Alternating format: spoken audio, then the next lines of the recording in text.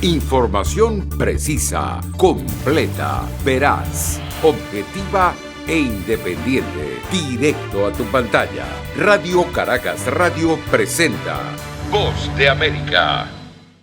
Durante los primeros días del mes de julio, 7 defensores de derechos fundamentales, activistas humanitarios y políticos han sido detenidos arbitrariamente en Venezuela, según denuncias de diversas organizaciones de la sociedad civil venezolana, entre ellas Alerta Venezuela y Provea, que sostienen que en el país inició una nueva arremetida contra disidentes. La Coalición por los Derechos Humanos y la Democracia informó el sábado que un tribunal con competencia en terrorismo declaró con lugar una solicitud de privativa de libertad contra el trabajador humanitario y dirigente sindical Gabriel Blanco, el activista Néstor Astudillo y 3 personas más. Ana Leonora Costa, abogada e integrante de esa organización, se refirió a los casos y denunció algunas de las irregularidades que documentaron. Podemos denunciar que estas personas se encontraron desaparecidas, de que no se les garantizaron sus derechos de estar en contacto con un abogado, de comunicarse con su familia. Fueron presentados luego del lapso establecido en la Constitución, en la ley, luego de las 48 horas reglamentarias. Al igual que otros defensores de derechos fundamentales, Kelvis Zambrano, miembro de la Coalición por los Derechos Humanos, dijo que llama la atención la criminalización y persecución contra activistas sindicales en días recientes.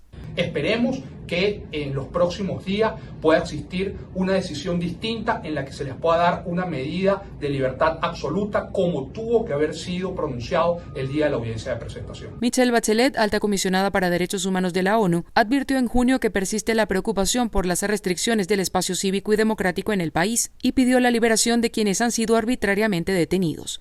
Carolina Alcalde, Voz de América, Caracas.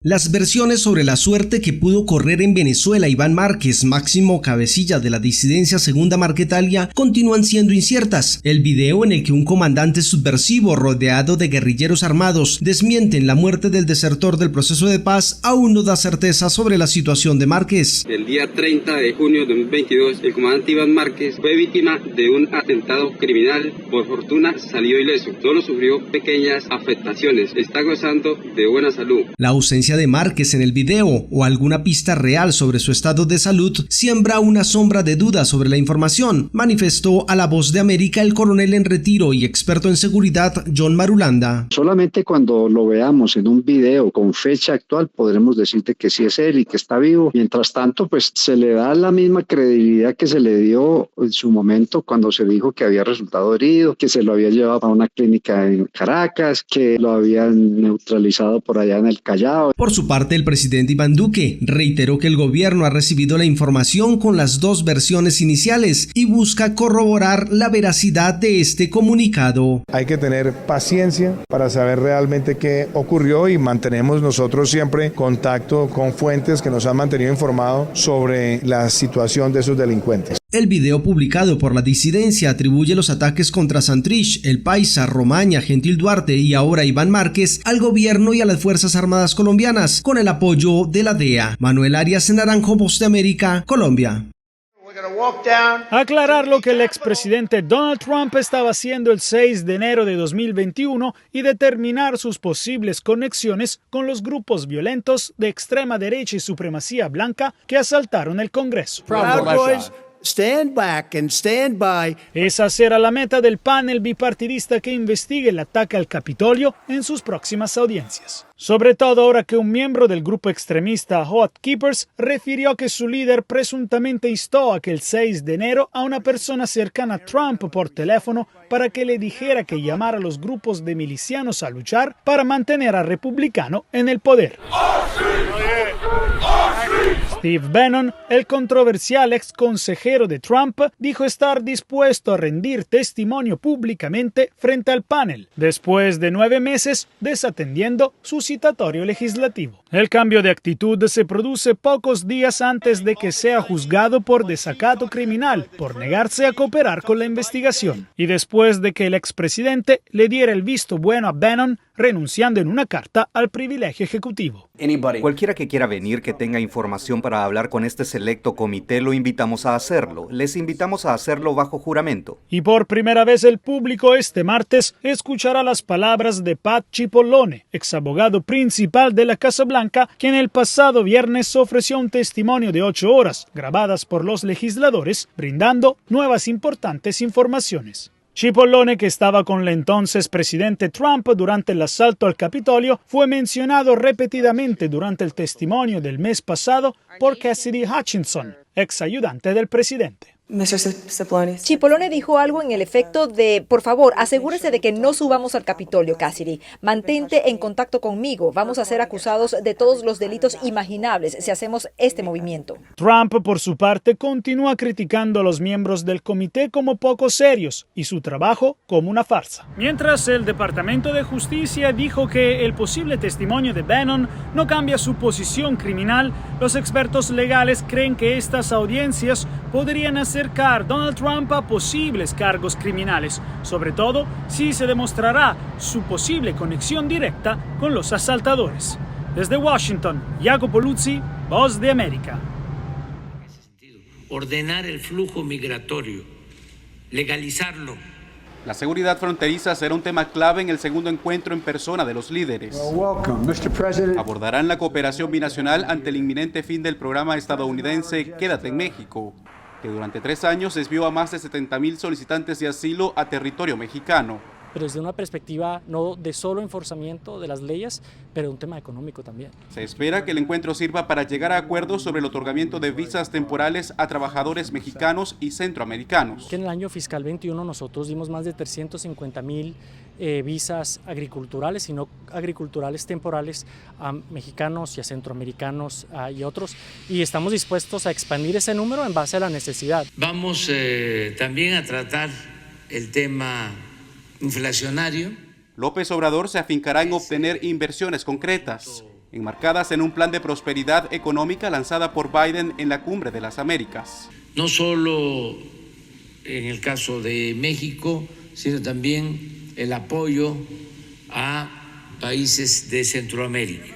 Biden subrayó el mes pasado en Los Ángeles el papel del Banco Interamericano de Desarrollo, que la semana pasada otorgó $200 millones para impulsar la relocalización de empresas en el sur y sureste de México. Según el presidente de la institución, la inversión va en sintonía con la estrategia regional. Es parte de nuestro trabajo. Estamos apoyando áreas subdesarrolladas, estamos apoyando generar empleos en esas áreas. ¿Y a qué se debe eso? En que sabemos específicamente dónde son las áreas más vulnerables a la migración. Los funcionarios estadounidenses quieren que López Obrador retroceda en su dependencia a los combustibles fósiles y que cumpla con los acuerdos ambientales internacionales. Los dos líderes se verán las caras por primera vez tras el impasse que suscitó la exclusión de Venezuela, Cuba y Nicaragua de la Cumbre de las Américas, el tema más incómodo que se espera del diálogo. Las reuniones en la Casa Blanca serán este martes con la vicepresidenta y el presidente de Estados Unidos. El miércoles López Obrador sostendrá un encuentro con inversionistas en la Cámara de Comercio estadounidense. Desde la Casa Blanca, Jorge Agobián, Voz de América. Mientras la jornada transcurrió con total normalidad en las principales ciudades de la isla comunista, la diáspora de Miami inició este lunes la conmemoración del primer aniversario del 11J con la bandera de Cuba a media asta. En la mañana, legisladores estadounidenses de ancestros cubanos se pronunciaron de manera bicameral y bipartidista en apoyo al pueblo de la nación caribeña. La libertad va a llegar a Cuba, eventualmente tiene que llegar, porque un pueblo solamente puede vivir libre y eso es lo que sigue pidiendo el pueblo de Cuba y seguiremos junto a ellos en toda ocasión hasta que ese momento llegue. El régimen de Díaz-Canel ha endurecido las restricciones en Internet, ha llevado a cabo cientos de juicios falsos.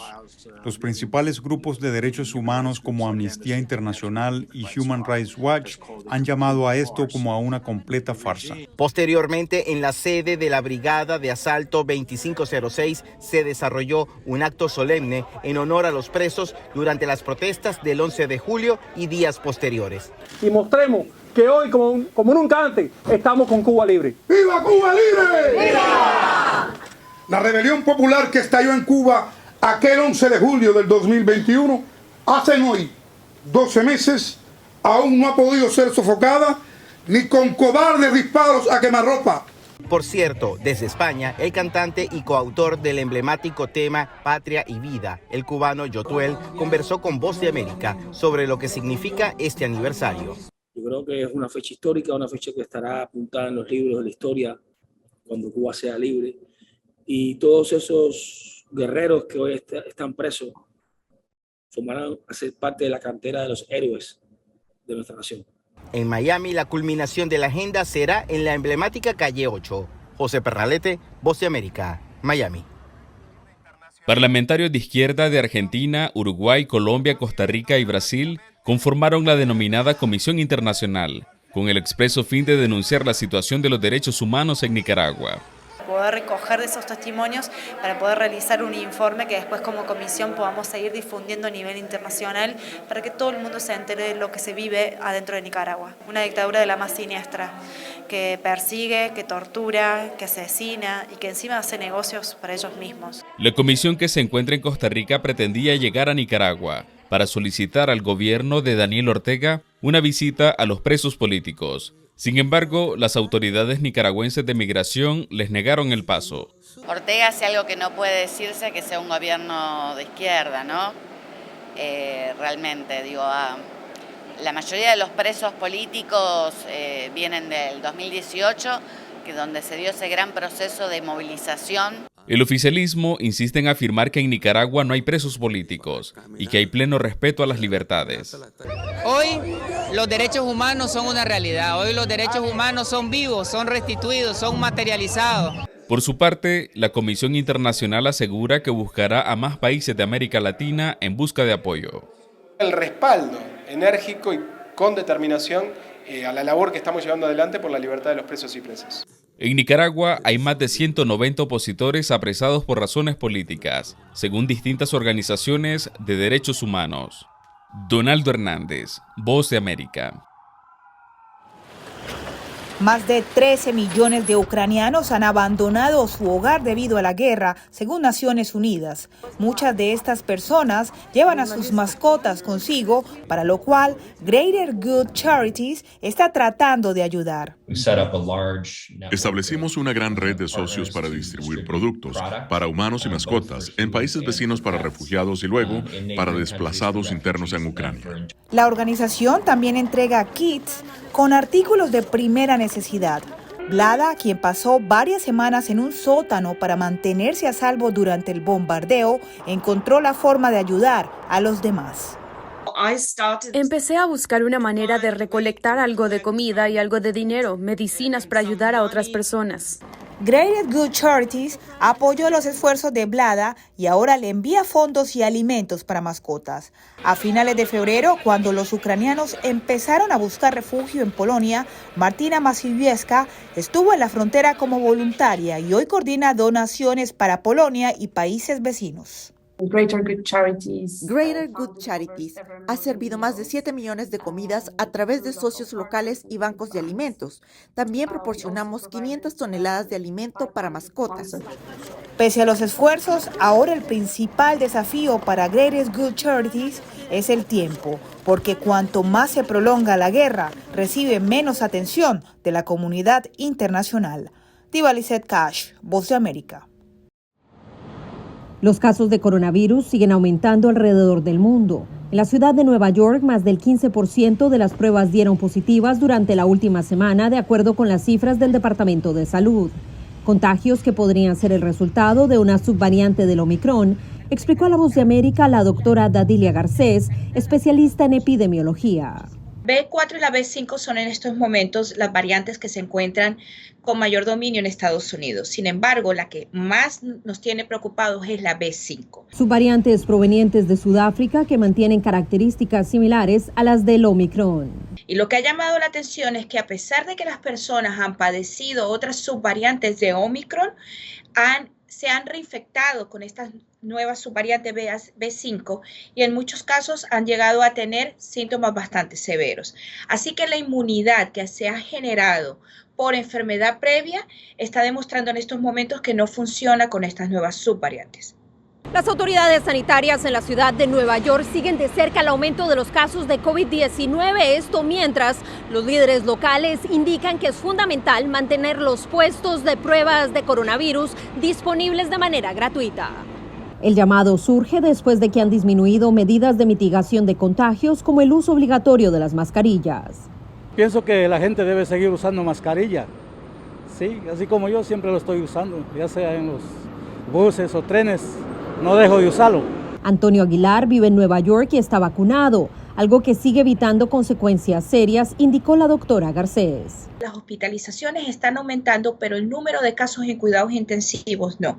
Es decir, que las vacunas, a pesar de que no son específicas para Omicron, están cumpliendo su misión de proteger a la población.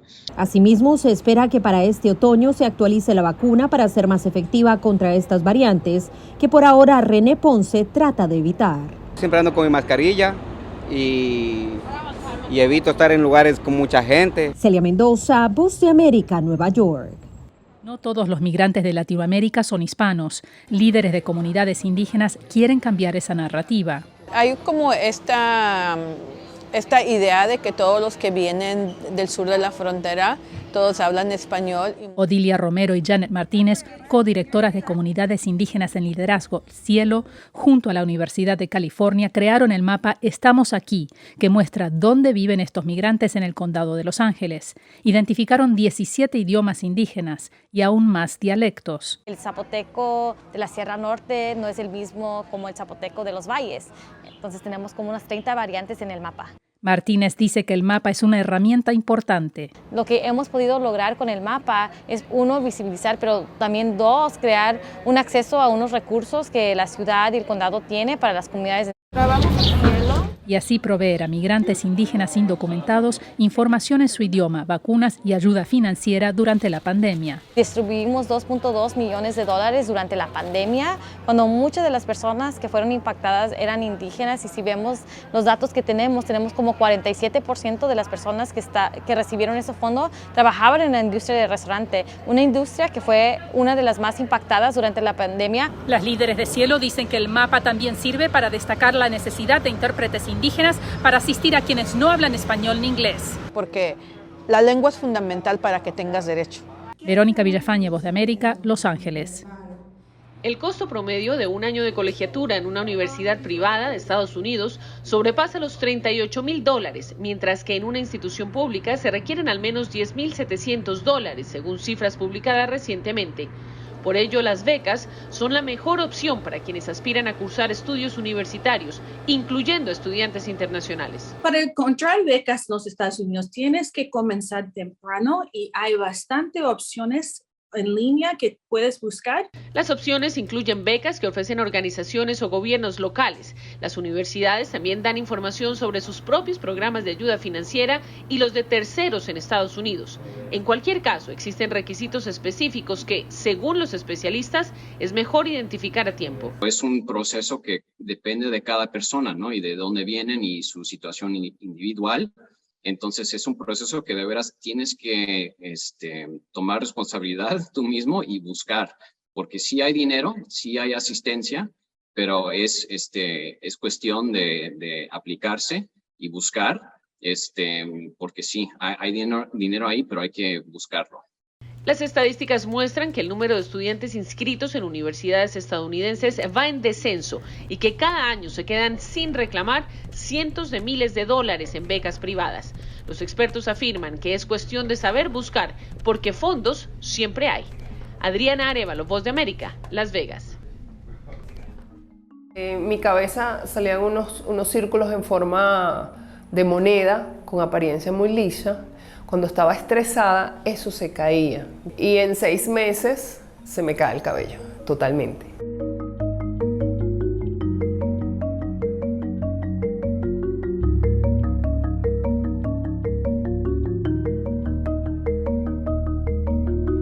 Ahí empieza mi martirio, porque obviamente uno no sabe qué es lo que tiene. Y uno como ser humano, pienso que uno asocia caída de cabello con enfermedad. Uno no está preparado.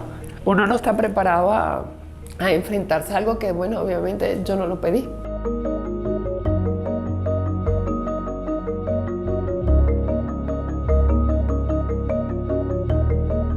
En el momento que me cortó el pelo, pues es el momento donde te sientes peor, horrible. Yo me sentía la mujer más fea de este mundo.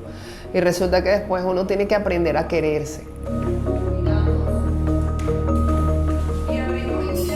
Hay personas que hoy en día se han suicidado, hay personas que hoy en día toman esa mala decisión. Dentro de la fundación tenemos 3 casos que intentaron hacerlo por el bullying. Obviamente siempre hay una persona imprudente, siempre hay alguien que se quiere hacer el gracioso, pero no existe el bullying si tú no lo tomas en cuenta. Y eso es lo más importante.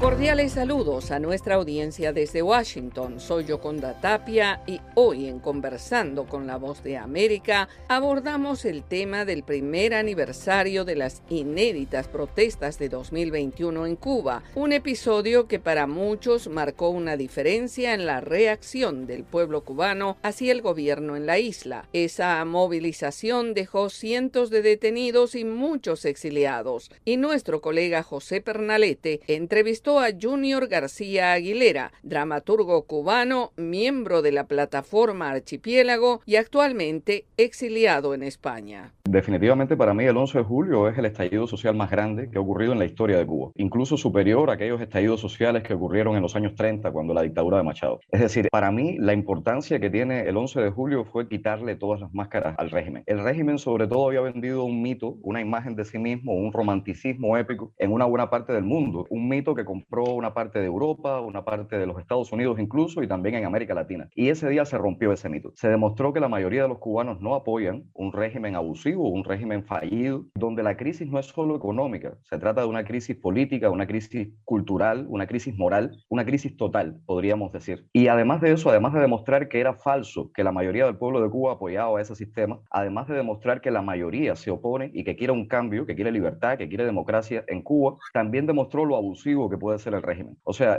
demostró que al régimen lo único que le importa es el poder, conservar ese poder a toda costa y que están dispuestos a lo que sea con tal de mantenerse con sus privilegios. Ese día fue también un día de injusticia, o sea, no solo por la cantidad de detenidos, sino por el fallecido, por los disparos, por la cantidad de jóvenes en la cárcel, por los menores de edad que fueron a parar ese día tras las rejas, por la forma casi fascista con que el régimen trató a la propia ciudadanía. En el caso mío personal y de otros colegas, fuimos lanzados a un camión de basura el 11 de julio y trasladados a la cárcel como si fuéramos desaparecidos. Nuestra familia no sabía dónde estábamos, no nos permitían ni siquiera levantar la cabeza en el camión para ver cuál era la ruta que llevaba este transporte. Entonces yo creo que también marcó la verdadera cara monstruosa que tiene el régimen, la cara abusiva, y marcó el miedo sobre todo que tiene la dictadura. Se habla mucho del miedo del pueblo, pero yo creo que lo que más se ha marcado en todo este tiempo es el miedo de la dictadura. Esta descripción que me acabas de dar es muy precisa. La operación de estos oficiales o de estos policías, ¿viste en algún momento que alguno lo hacía con dudas o todos estaban decididos a seguir persiguiendo a la disidencia? No, yo sí vi rostros de dudas, sobre todo frente al ICRT. Frente al ICRT, algunos de los trabajadores del ICRT que fueron obligados de alguna manera a enfrentarnos ese día, algunos yo los miraba a los ojos porque los conocía, a muchos de ellos, algunos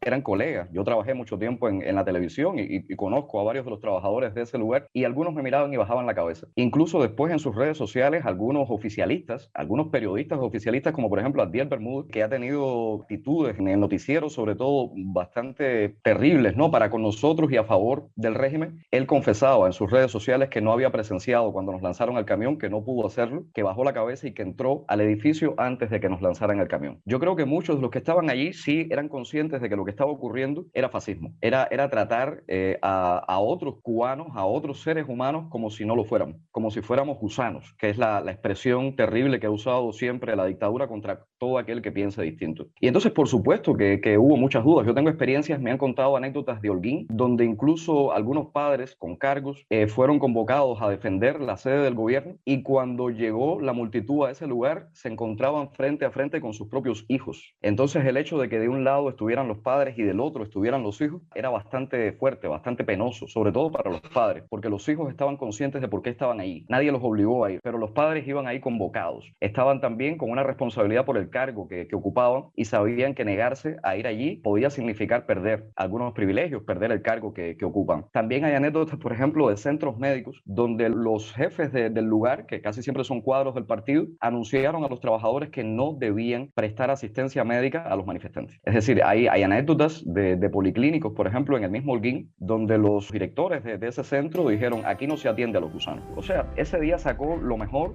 de los cubanos, pero también sacó lo peor. Y sacó sobre todo la peor cara del régimen. Era el dramaturgo cubano Junior García Aguilera, actualmente exiliado en España, evaluando el movimiento de protestas del 11 de julio de 2021. Esto fue Conversando con la Voz de América.